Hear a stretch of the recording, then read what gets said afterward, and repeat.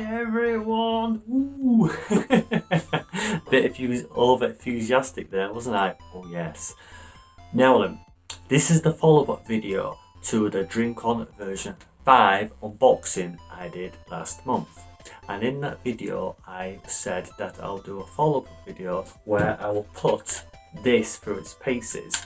Basically, just letting you know if it's worth your money or not, basically. And what I'm going to do, I'm going to also quickly show you the items you get when you order this from the website, which I'll put right now at the bottom of the screen and at the video end as well, and also in the description. And you can also check the website address on the unboxing video as well. And basically, I'm just going to, like I said, I'm going to quickly show you the items you get when you order one of these, depending on which one you go for, because there's two different versions. I've got the pre-modded one, which basically you don't have to do anything, you just plug in and play, no fuss required. And for those of you more hardcore want to do it all yourself, like mod it yourself, I think, and stuff like that, there's a different kit for that. But I just went for the pre-modded one where you don't have to faff about with it, just charge it up and away you go. That's what I went for. So basically, I'm going to give my verdict on the charging times, how long you have to use to charge it up, and how it feels when you play, what's the different, why is this so special for, and everything else, and if it's well worth your money or not, basically. Okay, so, but first I'm going to, like I said, I'm going to show you the different parts you get in the modded, and just basically start charging it. And once it's charged, I'm going to put it through its paces. Of course, I'm not going to do it in real time. I'm not going to like keep the phone on or the camera, everything, whilst it's charging for 7 hours. Why would you want to watch that unless you're hardcore? And then I'm not going to do that. So don't worry about that. So let's get to it, shall we? When you get the Dreamconn out of the box, you should have these 3 items. First and foremost is the actual Dreamconn version 5 itself. And like I said in unboxing, you can tell this is a modified with this extra thing on the VM slot 2, plus things at the bottom you can barely make out, plus at the very bottom you can quite clearly see the charger slot where the charger cable goes into. And this is the actual charging cable itself. So this part here goes into the actual Dreamconn, and this USB goes into a PC or your laptop. I'm going to use a hub for this demonstration, and this is the actual receiver itself. So this goes into the Dreamcast. So I'll quickly show you guys and girls how to do all this, just for demonstration purposes only. So let's start by putting the charger into the Dreamconn version 5. Sorry about the camera angle, I've got to do it this way because I can't do it with one hand. So that goes into there like that. And to the other end, the actual USB goes into your PC or laptop. But for this demonstration, I'm going to put it into my USB hub. Like that. And it's on as well. And finally, the actual receiver itself will go into the Dreamcast. And again, for this purposes, for this demonstration, I'm going to put it into my modified Dreamcast like that. So now all you need to do now is wait into the Dreamconn is fully charged, and then I'm going to pull it through its paces. Here we are, look. It's now syncing to the VMU, my wireless controller. So once it's synced, we are ready to go. So it will bring up the memory card onto the screen on the Dreamcast once it's fully synced up. There we are. And there it is on the screen. So all my files should be there. Yep, there you go. This is my arcade VMU where I keep all my arcade titles and RPGs and stuff. I've got different memory cards for different categories of games. And if we exit that, it's showing 2 memory cards, and yet there's only one on the actual controller. Neat, because this one here has a VMU built into the controller, otherwise known as a memory card. And how the guy's done it, I do not know, but there it is, ready to use. So it's about 9 o'clock at night. I've been using the Dreamconn for about most of the day. My mate came round, we had a blast on this game, and we made a separate video called the Rat Players Daytona USA 2001. I will take some footage of that and put it into this video so you get to see me using the Dreamconn as well. I'll mute the part and just have a voiceover and me in the background, so you can see that yes, I've been using it quite extensively all day. But now I'm on the Todd and I've changed the setup around just to feature me, but I'm keeping the OBS on the 2-player mode. One of the scenes I've called 2-player mode, which is this scene you're seeing now. So you get to see the game, you get to see me, and you get to see the Dreamconn from a different angle. So here we are, look, here's the Dreamconn again. You can tell the battery is still half. I'm going to show it on a different one as well, just in case you didn't see it on that one. Not very clearly, but I know, but there you go. And right, and so first of all, so I'm going to pull it through more of its pieces on the same game which features on the Rat Players. It's not about the game, it's about me testing this out. I thought, right, I've been using it almost all day. It, just like a normal Dreamcast controller, it's very robust, and that's what you want. You don't want a controller which is flimsy as hell, breaks apart, buttons become loose or the stick gets loose or too, you know, like jams up, anything like that. You don't want a controller which is too heavy or too light. And because the guy, Chris, like modified just a standard controller, then it's pretty much dead on for what you expect from Dreamcast controller anyhow, because it's just like it is a standard controller, but he's modified it in the way which I mentioned before, where it's just giving it a additional virtual VMU in it, memory card, inside the actual controller itself. There's a lot of like electronics and that lot, magic basic which went into that, and how the guy did it I do not know, but I applause him for that.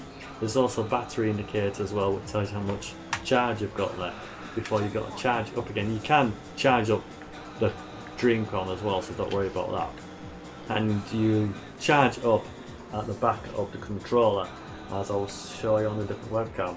So you charge up there. So apart from that, very robust, just like a normal Dreamcast controller should be. So gets top marks for that. Battery life, like I said, I've been using this controller virtually all day and it's still got half battery left. I mean, granted, I had to switch off for a few hours, I should say, while when my mate went on, and take time to set up this new setup for the purpose of me actually reviewing the thing. So you got to take that into account. But when I say that I've been using it for quite some hours, I have. So I'm quite amazed that the battery life is still going on. It's only now showing half full battery. So in my opinion, the battery life is what it says on the tin basically. So you should get a good 8-9 hours out of it straight away. Apart from that, the other thing I want to review is the actual virtual VMU, which is inside the controller.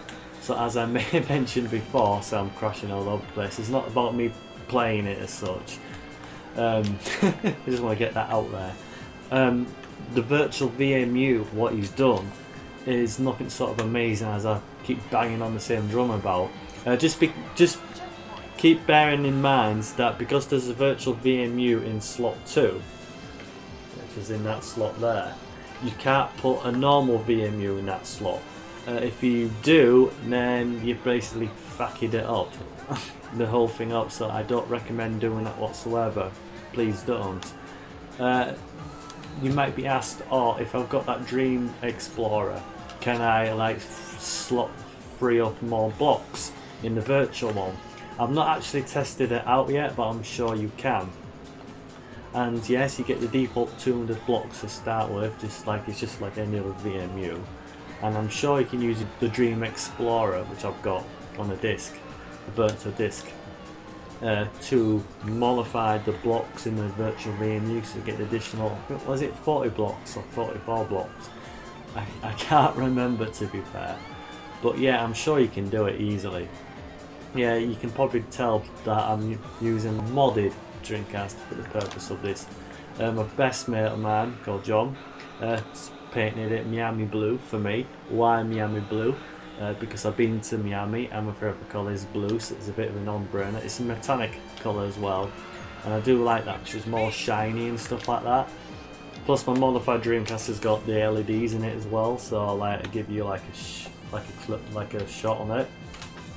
Can you see that down there? What I'll do in post, I'll zoom in on the Dreamcast piece to get to see it as well.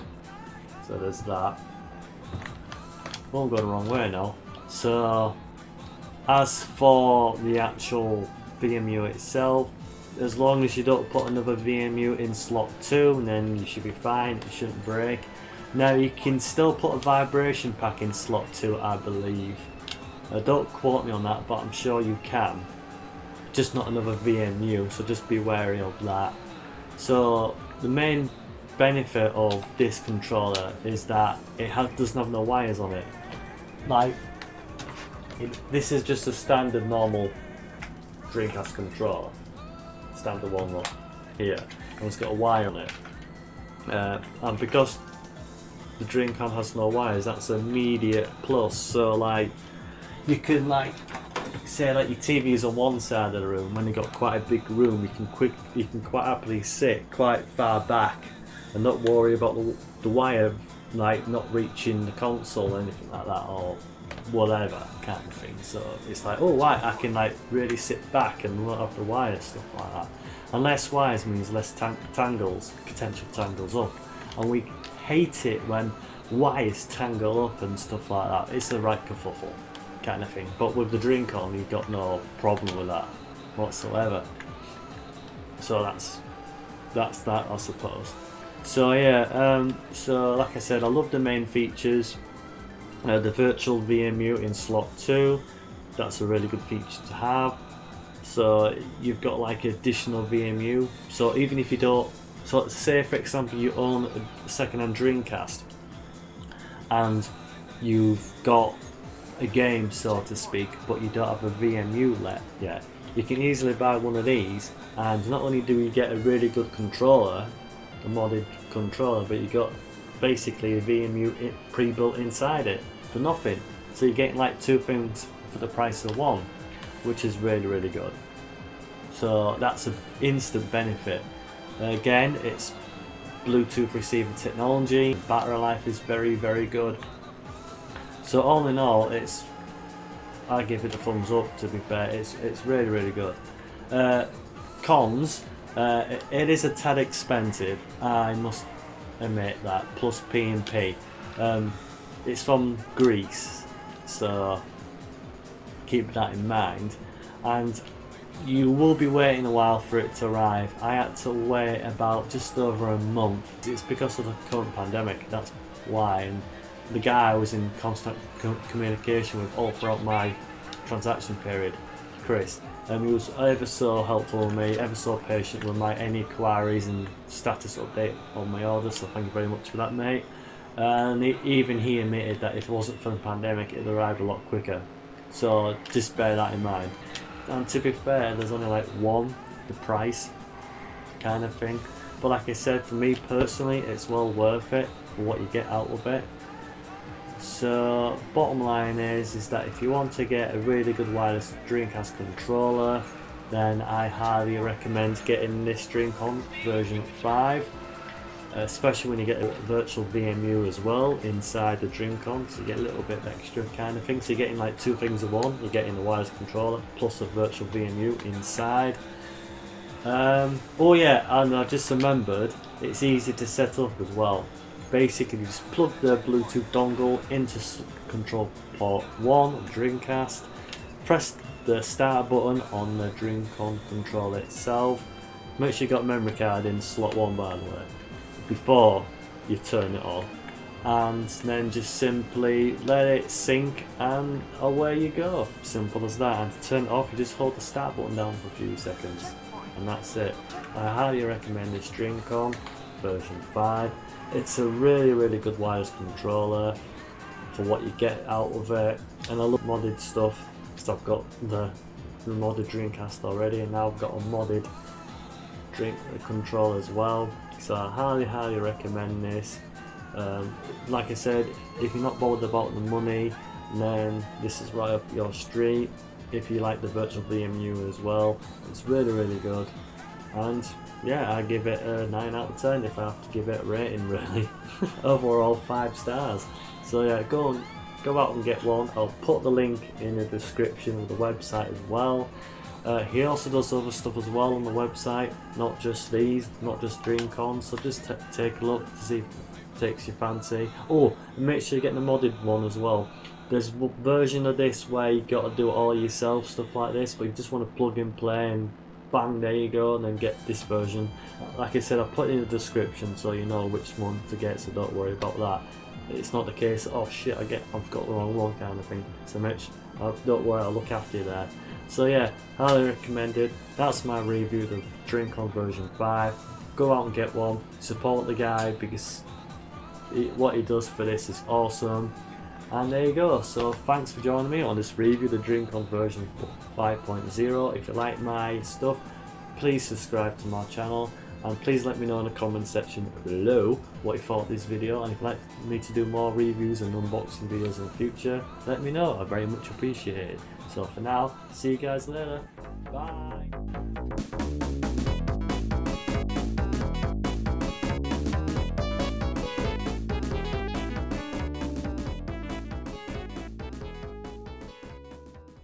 Hi everyone, hope you enjoyed the video. If you'd like to support me, then please subscribe to my channel. Please leave me a comment in the comment section below, and check out my other content as well. I very much appreciate it. For now, see you later.